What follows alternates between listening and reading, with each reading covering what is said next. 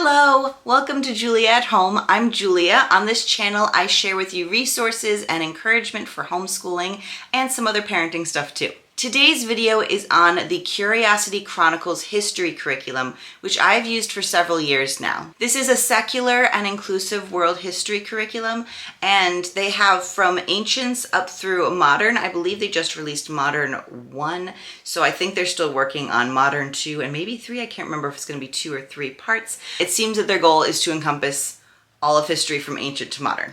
This is not sponsored or affiliated or anything. I just have been using this curriculum for several years and wanted to share it a little more in depth with you. So in this video, I'm going to be doing a flip through of the Early Modern Volume 2 book, which is what we're going to be mostly using this year. And I will show you some of the digital resources that you can get along with it. Then I'm going to share how I personally plan our history homeschool year using Curiosity Chronicles and other resources. So here is Curiosity Chronicles, Snapshot of Early Modern History, Volume 2. Now you can buy it digitally instead of the hard copy here. And I did that the first year when I did medieval and I actually printed it out. But they're pretty big and they do have pictures that I think are really useful. So I went ahead the second year and started buying the hard copy. So what I purchase is the hard copy of the book, and then the rest is a digital bundle that I get online. But if you don't feel like you need to have a hard copy of it, you could just purchase the digital version and maybe even read it on your computer or look at it on the computer as you use the audiobook. And I will get to the audiobook a little later in this video. This is like a paperback, which is fine because it makes it less expensive, I believe, and also takes up a little less space. So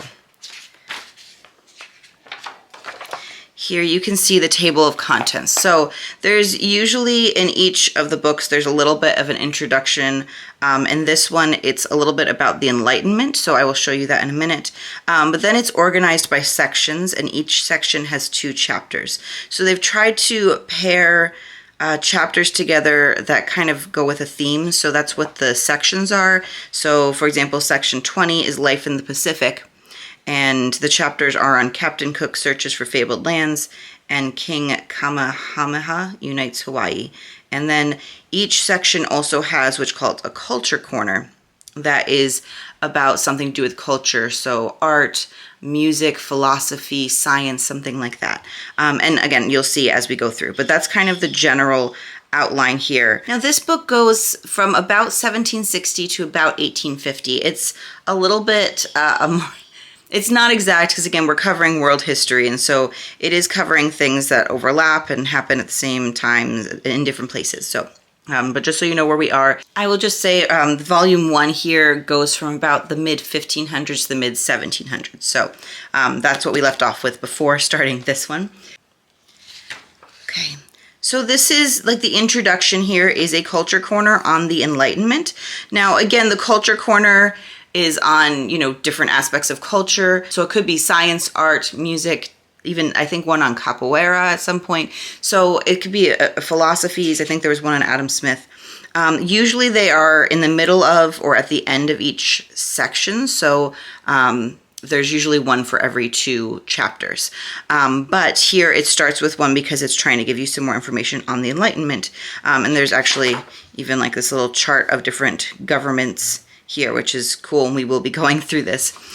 Something obvious I should point out here is this is written in the form of dialogue. So this is a big difference between this curriculum and others I've used, such as Story of the World and Pandia Press's History Quest. Those are told more in story form. These are in dialogue form, so it's people sharing with each other. There's 4 different characters. In the culture corners are Lily and Arthur, and they're supposed to be siblings, and they talk about the cultural things, and they might pop in on the other chapters as well, but on the main chapters we have Ted and Mona. And each person kind of has their own special thing that they focus on. So it's kind of like they're teaching each other and sharing with each other as they go. But before I get ahead of myself, usually this starts with a culture corner, but they don't all start with a culture corner. I just pulled out Volume 1 to show you here. It starts with just like an introduction here. And this is all, you can see how sometimes all 4 of them talk, and they have different colors for their names there, so you can see who's talking. Now, I wasn't sure if I would like this dialogue format. However, it comes with an audio version. So what I've done is we've listened to it, and I will read along as we listen so I can show them the pictures that are referenced as we go, because it will reference many of the pictures in here. And I pause at what I feel like are appropriate points for the kids to narrate back to me, which is the same method I used for the other curriculum. So that's how I do that, and I will probably do a separate video of sharing how we do a lesson with you. But let me keep going here. Again, we have this, and then we get into the actual chapters, and again, it is in dialogue form, and there are pictures, which I really appreciate. There are also timelines in here. So the bottom of some of the pages here will show the timeline and show some of the things they're talking about, particularly here, and other things that are happening around the same time. And it also comes with timeline cards and I think charts. I didn't use the charts. In the past, I have used the cards. And again, I get those in the digital bundle, and I've printed those out, and then we put them onto our timeline on the wall. Haven't done that this past year. I'll put some footage in here, I guess, to show you how we did it in the past. I don't think my kids were getting out of it what I wanted them to, and I was having to to really push them on it. So I dropped it for right now. But that is something that's in here. It has the timeline cards for you to print out. And there's often maps. I will also be showing you this, but as part of the student guide, there are often maps for each section or chapter, and it gives you prompts that you can have them color in certain things and mark certain things, and we usually do that.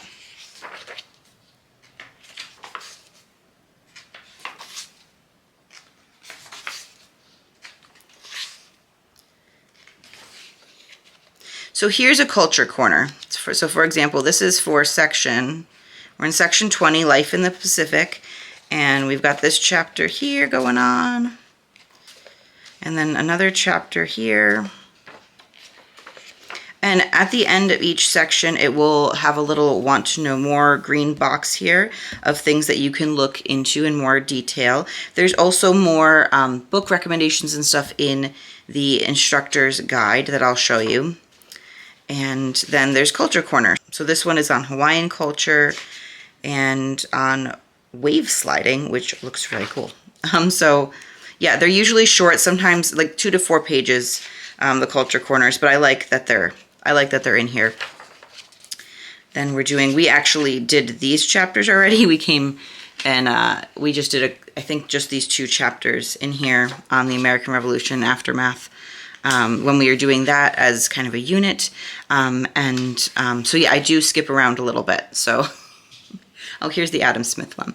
So I will be talking more about how I organize that and plan out what order I'm doing what in at the end. But obviously this is written so that you could just go through it in order and you wouldn't have to worry about it. It's pretty open and go.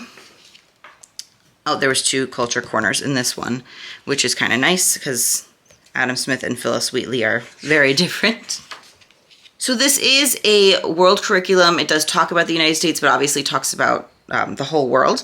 And we live in the United States, so I do tend to pause a little bit more on these sections and get some extra resources and just spend some extra time on them, just because we live here. I recommend doing that for wherever you live so that you have a really good grasp of your history. But I also want to make sure my kids are exposed to the history of the whole world because it's really interconnected today. And this is kind of the time period where it becomes more and more interconnected. So I think it's really good to know all of it.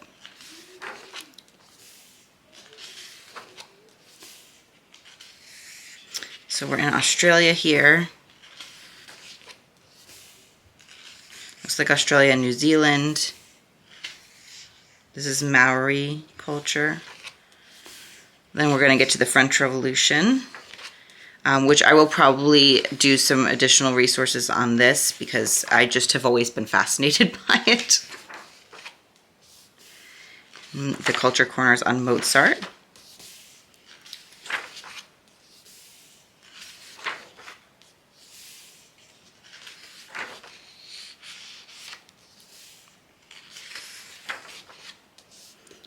Jacques-Louis David was an artist.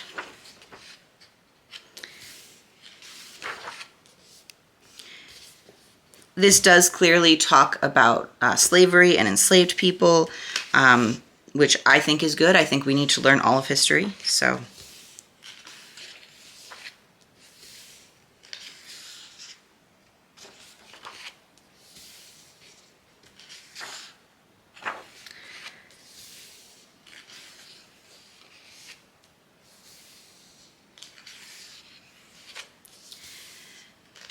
Now, something else as I'm flipping through this that I will note is that it does sometimes refer back to previous books and chapters and things that you've talked about. I won't say the specific chapter, but it'll be like, last time we were in this area, this was happening. And I don't think that's a problem if you haven't used this curriculum before. I think it's actually good to just give a sense of where you left off because it does jump around from area to area. So that's just a heads up that they will do that, and I don't think it's a problem if you haven't used this curriculum before. But it does have ancient, medieval, early modern, modern, so you can use this curriculum starting from the beginning.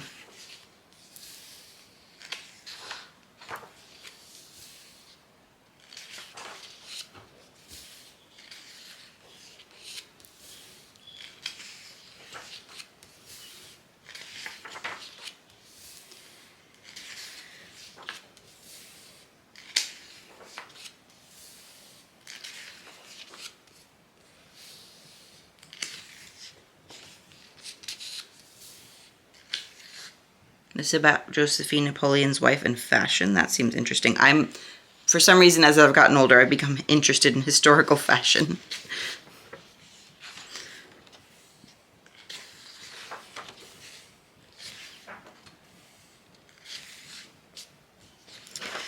Another thing to mention as I'm flipping through here is that, again, this is an overview of world history, so it cannot go into everything. And so if there's something that you are particularly interested in or your children are particularly interested in, I recommend pausing and going into that, finding other resources. Again, there are suggestions in the Instructor'S guide that I'll show you, but you can also just look these things up, go look at your library for what they have, see if there's any documentaries on it. Really just have fun, because that's, I feel like going down rabbit holes is a bit of the fun to history. But doing this curriculum, you and your children will have a good, I think at least a good overview of world history. I think there's some themes that they point out that keep coming up, such as, colonization and imperialism they'll talk about. So, and I think that's good. I think that helps us kind of follow the thread of history and what's happening.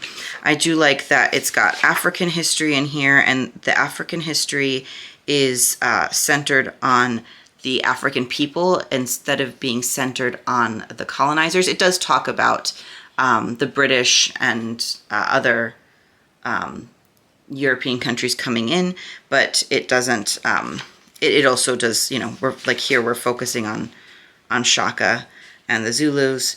Yeah. So we're talking about the Dutch here as well, but it's not centered on them, if that makes sense.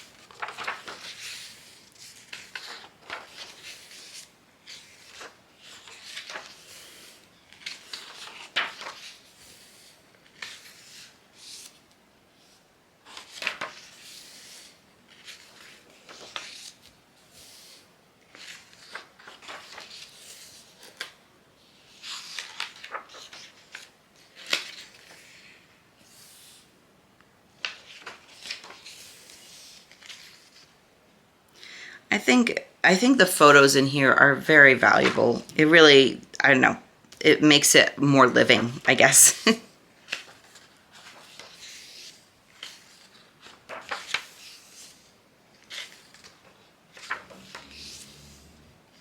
Oh, on Sequoia. There is a picture book about Sequoia that I will be getting for sure. All right, Victorian Britain, this is another area I will be probably doing a mini unit on. Doing some reading some Charles Dickens.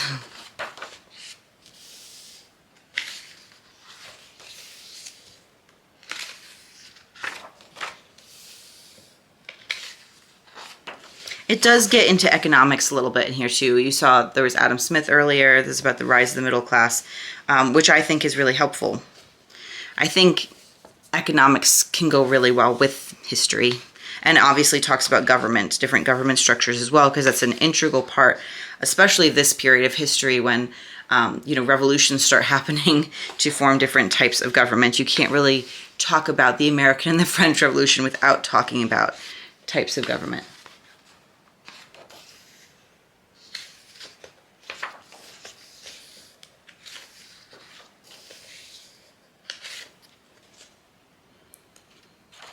Okay, we're almost there. Trying to give you, I don't usually do flip throughs, guys, so hopefully this is working.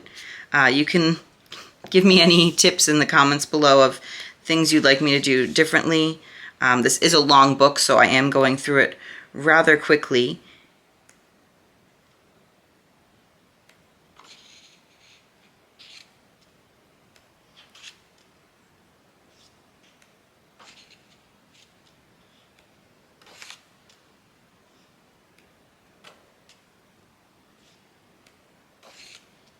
Edgar Allan Poe.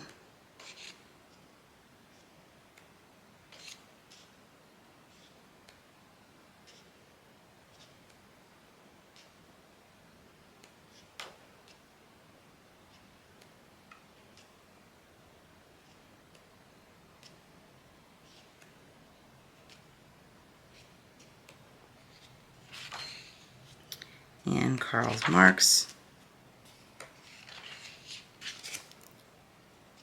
All right, so it's got some image credits in the back. There's more, they usually credit it as they go. They tell you who it is and who did the photograph or the painting, so I like that as well. All right. That's our flip through. So now I'm going to show you the digital content, and I have it on my computer. It's on a hard drive, actually. I like to keep my homeschooling content on this. Okay, so here we are in my homeschool hard drive. Here is my Early Modern 2 folder. There's a bunch of stuff in here. Let's start with the audiobook. This is how the audiobook is. It's just in MP3s. There's an MP3 for each chapter and for each culture corner. The culture corners are this 0.5, so 36.5. That's a culture corner. And the Enlightenment, and we've got 40.5 here is the Hawaiian culture corner. So that's how that's done, and I do just play them on my computer when we're doing schoolwork. This is actually the same thing as is in here. I don't know why. That was probably something about me when I moved things, but this is the timeline, and I will show you what this is.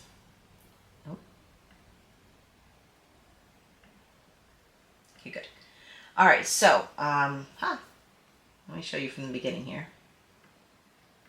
So this is Ted's Timeline Kit. This came with, it's for Early Modern History, both volumes 1 and 2 are included in here. So the dates and the cards with the people and events are in here for both of those volumes. It gives you, this is telling you some of the options. There are so many different options it gives you for timelines. So color, black and white, notebook versions, 100-year, 20-year, and 10-year. So yeah, so okay, here, let me show you here. It's showing you some of the ways you could do it. These are the wall timelines that they come in color, or they come in black and white, and again with different lengths of time. Or you could do a trifold board wall alternative, or you can do a notebook. There's notebook versions here. So yeah, there's lots of different options. I love that they show you how to do it. And then if we just go down, they have all the different timelines in here. I'm not gonna show you necessarily all of them. We're gonna scroll down over here because it's gonna it would take me a long time to go through all of them, but you can get an idea. Let me just show you one of the notebook pages here. Has different it has different categories, so you could see those there. That's kind of neat. They have those colors there. It's available in black and white as well, and then more notebooking pages. Again, lots of different options. Let me show you the cards here. So they have ones that are just highlight dates. These are the highlight dates for volume 1 here. And the highlight dates for volume 2 start here. Again, volumes 1 and 2 of Early Modern are together. And then they have more. These are all the dates. I mean, it's not every date that things that ever happened, but there's a lot more. Like, I don't know if you noticed for chapter 1 before, I think there were 3, and this has a lot more in it. So you could use either one. I think I used the all dates, but might have left a few out, and I made a few of my own cards just for some composers and artists that we were doing at the time. Yeah. Oh, and I should note that there's different colors around the edges here, and those are different continents. So the blue is Europe, the green is Africa, I believe, or no, the green is the Americas, both North and South. The red is Asia, and I believe Middle East is included in Asia. And I thought so. There's purple there, which looks like it's Russia. I don't know if it's something else as well. There was one for Africa. I think Africa might be black. Yep, there's Africa is black there. So that's, it's color-coded, which is kind of cool. I'll show you all the different ones there. And I think, now we're into volume 2 here. So that's where we're going to be starting with Catherine the Great.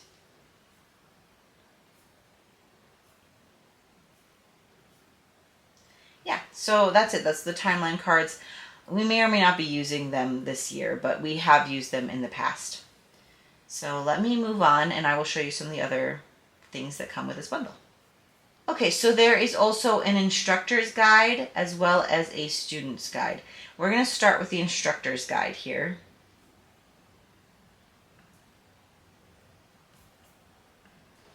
Okay, so here's the instructor's guide. Let me go to the contents for you so you can see. There's general information at the beginning, and then it's organized by section, and within each section there's information on the various chapters, and then there's a section materials for that section at the end. And this will become clearer as I show you. So the introduction here tells you a little bit more about what's in here and how to use it. They have general book recommendations. Now they have some encyclopedias they mention here. They also have Vincent, Starry Nights, and Other Stories, which are really short stories, like a couple pages max, on art. So different artists are featured, and sometimes just different artwork or styles of art from the period. And it goes through history. I have that resource and I love it. Highly recommend. I don't have this specific book of myths, but we have read myths. And I do have one of the World Religions encyclopedias. So, but I don't think any of these are absolutely necessary for the curriculum. You can just do the curriculum. It also has a sample schedule here, or many sample schedules, which I think is really nice that they give those ideas. Yeah, I just love to have different ideas on how to do things. And then you just do what works for your family in the current time. There's a planning guide here. I haven't used it for this curriculum, and I will be showing you how I plan and organize this curriculum. But I have used it for other curriculum, and I think it's nice to have. So I appreciate that they give that. Okay, and then it gets into the actual sections and chapters. So this first section here is the culture corner at the beginning, and then the chapters. And so for each chapter, you're going to see the people, places, and things, and it kind of gives you who they are or a definition. And then it will have comprehension questions, what do you think questions, timeline, which will tell you, it will tell you what the timeline cards are that they have available that I just showed you. Map work, most of them have map work, but not all, and a coloring page. Most of the chapters also have a coloring page. And both the map work and the coloring page are in the student guide, so I will show you that shortly. But let me show you a little bit more here. So that was chapter 37. Same thing for chapter 38. These are separate pages here just in our view, just so you know. This is page 15, page 16. Okay. Again, we've got comprehension questions, what do you think questions. And I use these sometimes. I'll skim them, and sometimes I'll use them just as discussion starters. But I'm not quizzing them per se. We do narration, so we do it a little bit differently.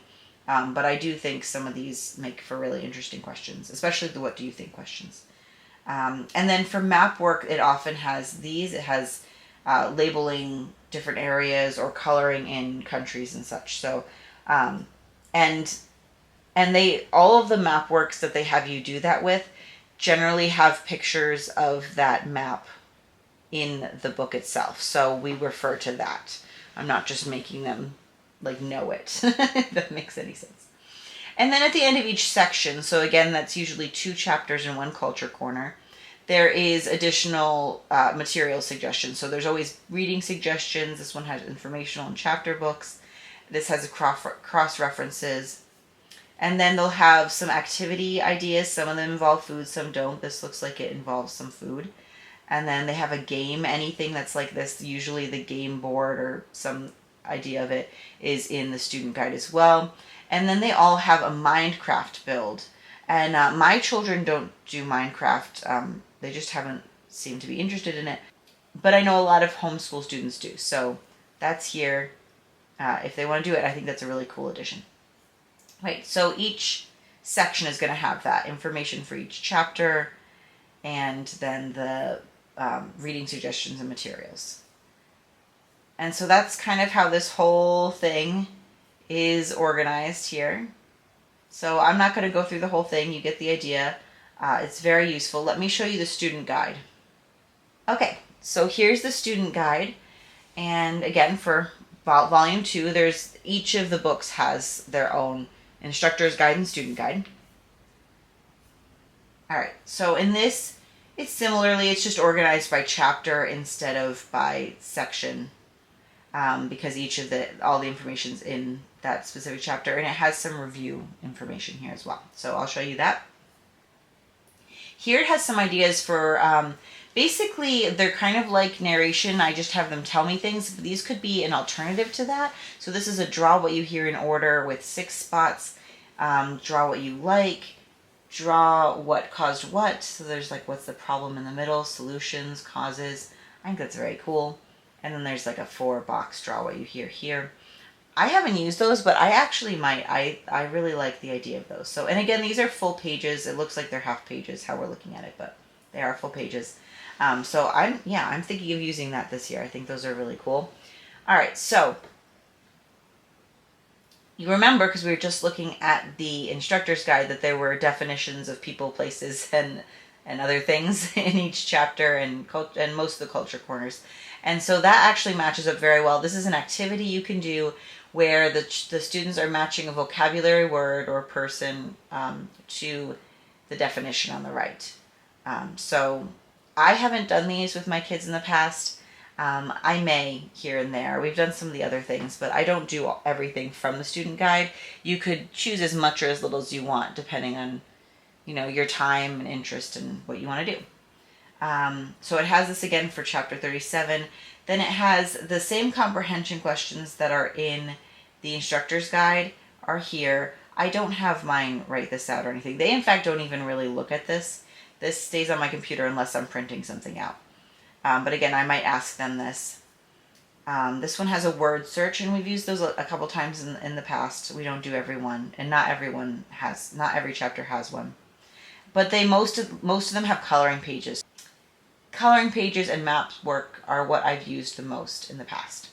So there's coloring pages. This looks like it's a game board for a game that was recommended. And then I want to make sure I show you the map. Oh, there's a crossword puzzle here, another coloring page. And here's a map. So you can see it's usually a black line map, and I'll, follow the directions to have the kids fill in coloring in sections or marking dots. Usually, in the past with my son, I've written it for him if he shows me where it is, like writes the dot and tells me what it is. And my daughter will write it herself with help spelling. This year we might be at the point where my son will be writing his own as well. So they all kind of go on like that. There's different coloring pages. Some of them have maps, some of them don't. There's different things here. This is an experiment lab sheet. That doesn't happen very often. So that's interesting. And then I do want to show you, after every so many chapters, and I don't know the exact number, there is a review. Oh, this is cool. We actually did this Bill of Rights activity page. We did this when we did United States Constitution and Formation of Government. Okay, fortune teller review. So there's a fortune teller every few sections for a review, just with some review questions. And we haven't done it. I think I tried it once, but I feel like it's a really cool idea to have a fortune teller. So I'm going to show you that there. And there's instructions the first time on how to do it. And then there's also these topic review cards. So you can cut these out and just go over them. It says here, there's suggestions on how to use these in the Instructor's book, so you can look there. And then it just continues on in the same vein here. So I'll just go a little bit farther so you get an idea, but I don't think we need to look through the whole thing. Yeah. So there we go. That is the student guide. And I think that's the last of the digital resources I have that I wanted to share. So I hope that that gave you a good sense of the Curiosity Chronicles curriculum and if it would be a good fit for your family or not. I do want to talk a little bit about how I plan our homeschool history using Curiosity Chronicles, because while it would be perfectly fine to just go through the curriculum, and I recommend doing that if you need something that's just open and go, for me, I always adjust my curriculum just like how my brain works. So I'm going to show you what I do, and this can actually be done with other curriculum as well. So yeah, I actually look through the book wherever we left off, because we don't always finish a full curriculum each year, so we might be in the middle of it. So this spring, I was looking through here to see where we were, and we were actually just at the beginning of this, although we have done 2 chapters in here already. We've done the American Revolution and Forming of the U.S. Constitution chapters, so we'll be skipping those. And what I did is I made a list of the rest of them, and it's just on a piece of paper here in my homeschool planner for this past year. And it's a list of each chapter. I actually did by section, like 2 chapters together, I believe, because most of them are on something similar. Hopefully you can see that there. It's my scribbles of notes. I listed the chapter numbers, what they're about, and sometimes I put in some dates, like you can see in here. I marked, 1780 to 1790s. I don't know if anybody else can read that, but I did write that. When I write fast, it sometimes is a little hard to read.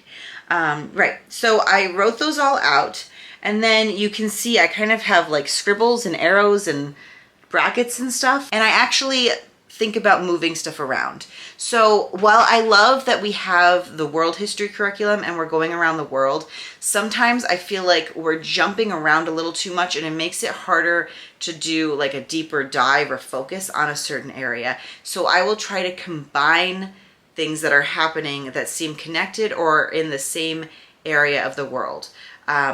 So that's why the American history chapters have already been done, because I went back. We were doing some of the chapters that lead up to the Revolution, and so I just did those, and I did the American Revolution and the forming of the United States government all together, along with a bunch of other resources in a deep dive unit. And I will post those videos here. They were just posted recently. And I also look for areas that even if I'm not combining them or moving them around, I might want to do a little bit more of a deep dive in, and I will make sure I look at those resources. This coming year, for example, I know I'm going to want to do a little bit more in the French Revolution. There's one section or 2 chapters on the French Revolution of 1789, I should say. There's a bunch of French revolutions, and they're kind of all interconnected, but we're gonna isolate that one big one that goes from monarchy to republic the first time in 1789, and we're gonna do more on that. So we'll probably spend 2 to 3 weeks on that, and so I know that, and I'm going to look for other resources for that. As far as moving stuff around, there are a couple different chapters on westward expansion of the United States. Chapters, it looks like 43 and 44 are on U.S. and Canada westward expansion from 1780s to 1790s. And then we've got chapters 51 and 52, which are, it looks like Lewis and Clark and that expedition with Sacagawea, early 1790s to early 1800s, or which is like picking up where they left off there, 1790s to early 1800s. And then later on, even, we have more U.S. expansion talking about Manifest Destiny, Mexican-American War, 1830s to 1850s.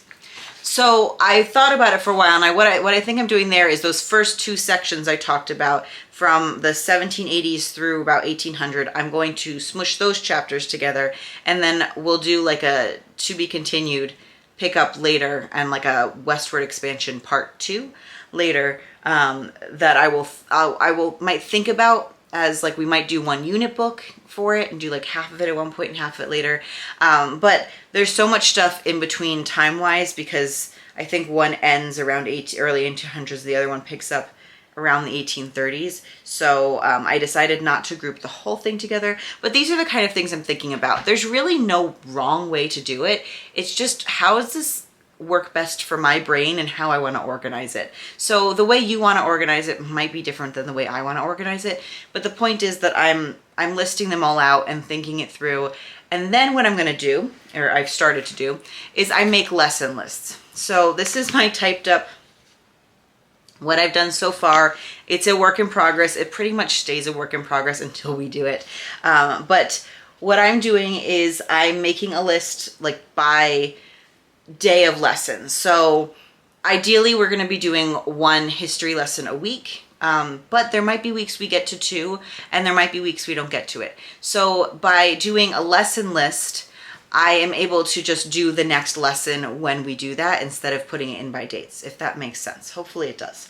And so I do it by numbers. So like the first lesson here, we're going to actually do that introductory part of the Enlightenment. And I'm hoping to focus a little bit more on that chart that I showed you in the front of the book on the governments, the different types of governments. I thought that kind of needed its own lesson, and it's going to be our first one in. And we might also start a book on Catherine the Great, because I believe I have Who Was Catherine the Great. So we might also start that. Then lesson 2 is going to be Catherine the Great focused, and it's going to be chapters 37 and 38. That's what I have for chapter 2, and I have a couple extra resources there. I don't plan on spending a lot of extra time.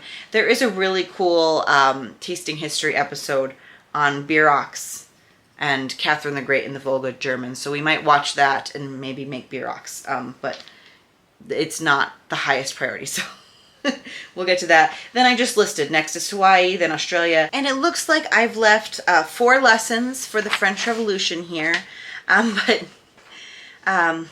and again, ideally, I think for that, it wouldn't be a whole month of the French Revolution, but maybe there we could probably do 2 lessons a week, try to push that in, and just in that time.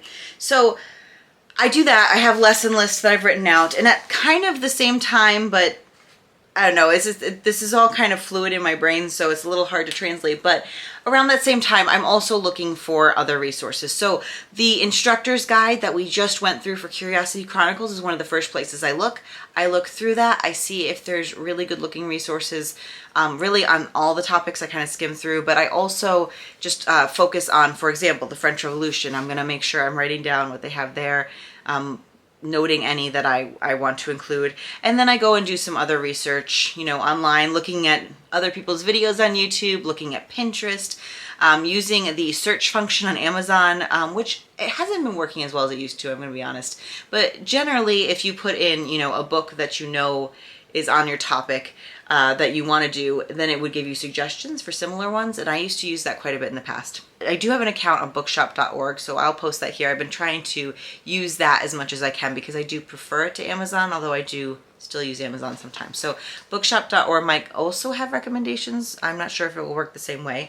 That was a bit of a tangent, but basically I'm looking for things to round out our study. So of course, always more books, especially on like individual people at the time, or if it's about a specific event, about that event.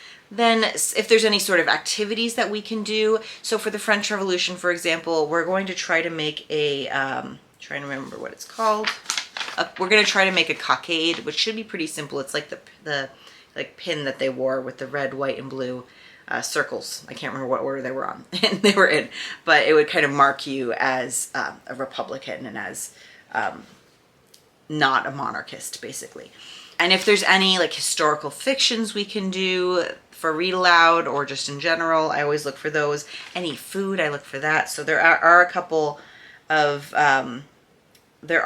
recipes I do want to try around the French Revolution. One of them involves chocolate, so that's going to go high up on the list.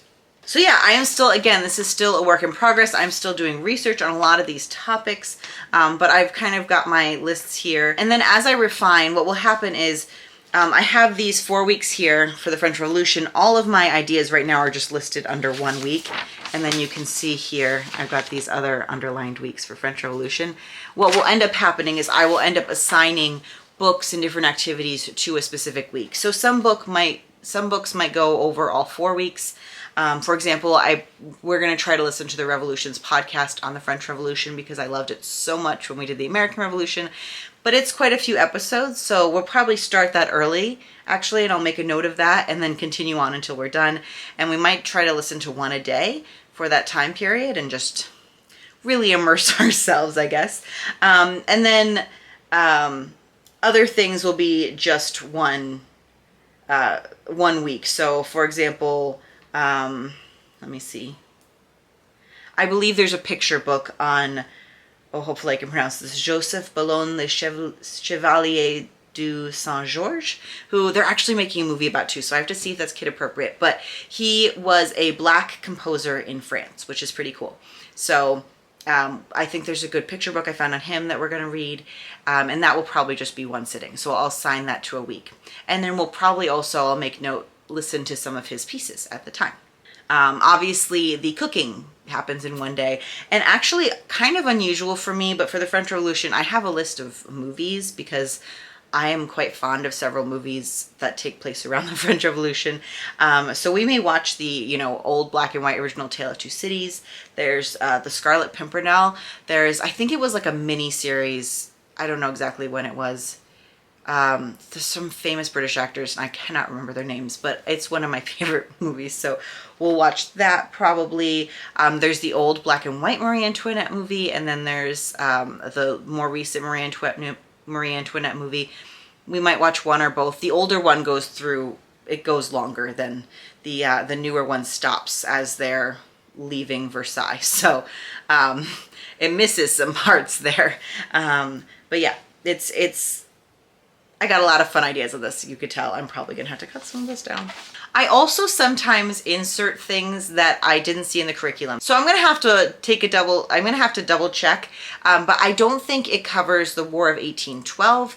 And again, because it's covering world history, but I also wanna make sure that we're covering a lot of the details in American history at the same time. So I might bring in some books on the War of 1812. And then I went up to lesson 31 was when I got to the Civil War here, and I'm sure we'll be doing many weeks in the Civil War. So I'm gonna just go till there and we'll see how far that gets us. I'm planning like between 30 and 34 week school year probably. We're being a little bit more, I'm trying to be flexible. We're going to start in August. I would really like to end at the end of April, at least take a break, because it is hard pushing through. May is like full on gardening time. So I'd really like to just not have to worry about at least the group subjects then. I'd like to be done.